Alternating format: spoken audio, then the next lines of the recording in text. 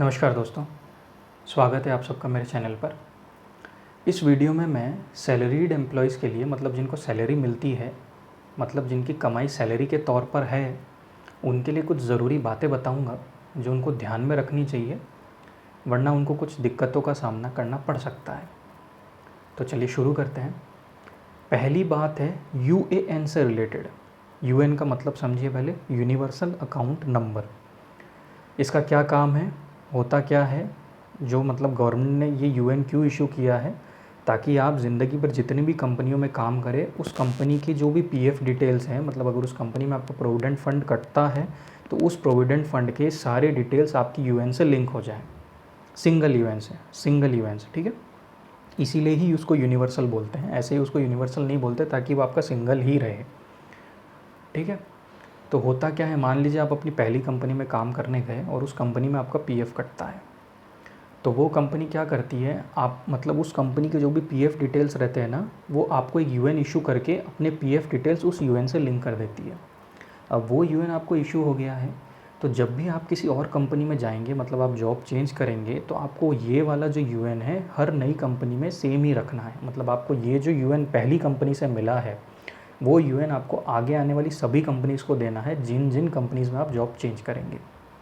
अब कई लोग क्या करते हैं, ये जो यूएन है ये या तो लेना भूल जाते हैं या दूसरी कंपनी में देना भूल जाते हैं। होता क्या है, फिर दूसरी कंपनी में आप जहाँ जॉब करते हैं वहाँ पे आपको दूसरा यूएन इशू हो जाता है। तो होता क्या है, फिर आप अब 2 यूएन रखना वैलिड नहीं है एज़ पर पीएफ लॉज के हिसाब से 2 यूएन रखना वैलिड नहीं है, ठीक है। तो आपको कोई एक यूएन कैंसिल करवा के किसी मतलब सिंगल यूएन आपको रखना है, तो किसी एक यूएन को कैंसिल करवा के आपको उस यूएन के डिटेल्स अपने दूसरे यूएन में मर्ज करने पड़ते हैं।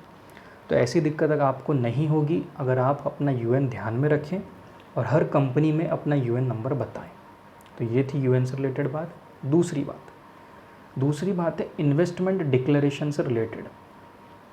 होता क्या है, किसी भी फाइनेंशियल ईयर के स्टार्टिंग में, जैसे अभी पिछले महीने अप्रैल गया, अभी मई महीना चल रहा है, पिछले महीने अप्रैल गया, अप्रैल 2022, अप्रैल 2022, जब भी कोई फाइनेंशियल ईयर स्टार्ट होता है तो कंपनीज़ अपने एम्प्लॉयज़ से एक इन्वेस्टमेंट डिक्लेरेशन फॉर्म साइन करवाती है।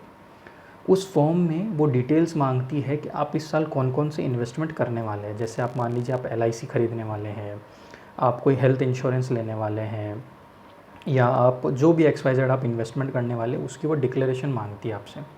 अब वो क्यों मांगती है, क्योंकि कंपनी को आपका इनकम टैक्स काटना रहता है, आपका टीडीएस काटना रहता है अगर आप टैक्सेबल स्लैब में आते हैं तो, ठीक है। अब अगर वो डिक्लेरेशन आप गलत देते हैं या उसमें कुछ आप चीज़ें छोड़ देते हैं तो उससे आपका टीडीएस ज़्यादा कट जाता है। अब जैसे मान लीजिए अभी मई का महीना चल रहा है, आप अगस्त सितंबर में जाके कोई एलआईसी की पॉलिसी लेने वाले हैं और उसकी डिटेल्स आपने नहीं दी, तो कंपनी क्या करेगी, उस इन्वेस्टमेंट की डिटेल्स इसमें नहीं लेगी और उसके अकॉर्डिंग आपका टीडीएस काट देगी। तो बेहतर आपके लिए यही है कि फाइनेंशियल ईयर शुरू होने से पहले ही आप अपने आने वाले फाइनेंशियल ईयर की प्लानिंग कर लें, ठीक है, कि आप उसमें कौन से इन्वेस्टमेंट करने वाले हैं, तो उसके अकॉर्डिंग अपनी कंपनी को सारी डिटेल्स दे दें ताकि आपका टीडीएस कम कटे, ठीक है।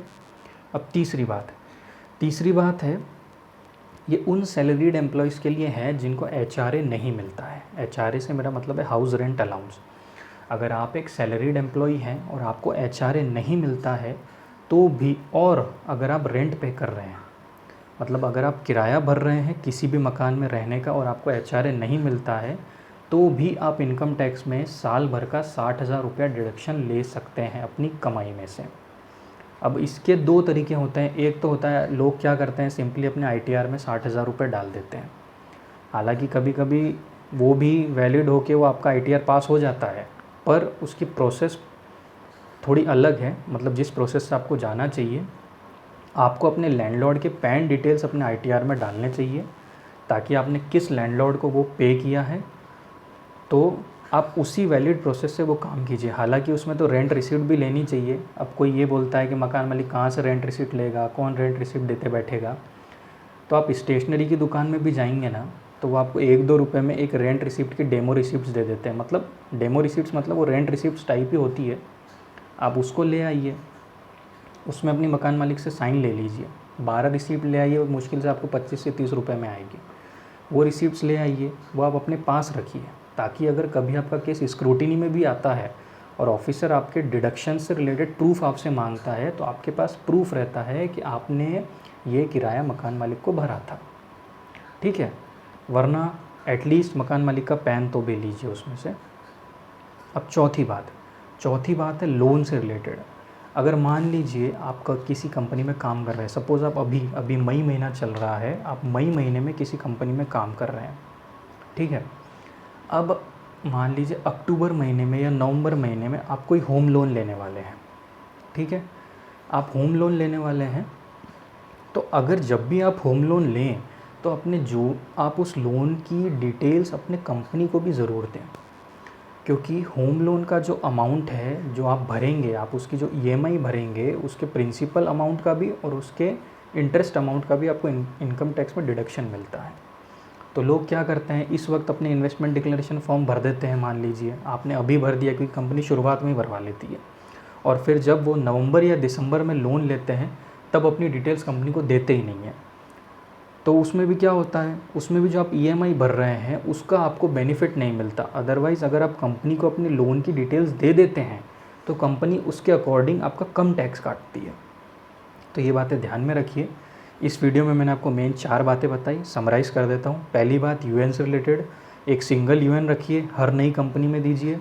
दूसरी बात, इन्वेस्टमेंट डिक्लेरेशन फॉर्म अपनी इन्वेस्टमेंट फाइनेंशियल ईयर के पहले ही प्री प्लान कर लीजिए और उसको प्रॉपर अपनी कंपनी को बताइए। तीसरी बात, एचआरए से रिलेटेड, अगर आपको एचआरए नहीं मिलता है और आप किराया भर रहे हैं तो भी आप इनकम टैक्स में 60,000 का सालाना डिडक्शन ले सकते हैं। उसकी पूरी प्रोसेस से जाइए, लैंडलॉर्ड का पैन रखिए और हो सके तो रेंट रिसीप्ट भी रखिए। चौथी बात थी लोन से related. Even investment declaration form भरने के बाद भी आप अगर साल के बीच में, मतलब फाइनेंशियल ईयर के बीच में कोई लोन लेते हैं तो अपनी कंपनी को ये डिटेल ज़रूर बताइए। तो आशा करता हूँ आपको इस वीडियो से कुछ नया जानने को मिला होगा। अगर कुछ ज़रा सा भी नया जानने को मिला है तो मेरे इस चैनल को सब्सक्राइब ज़रूर कीजिएगा।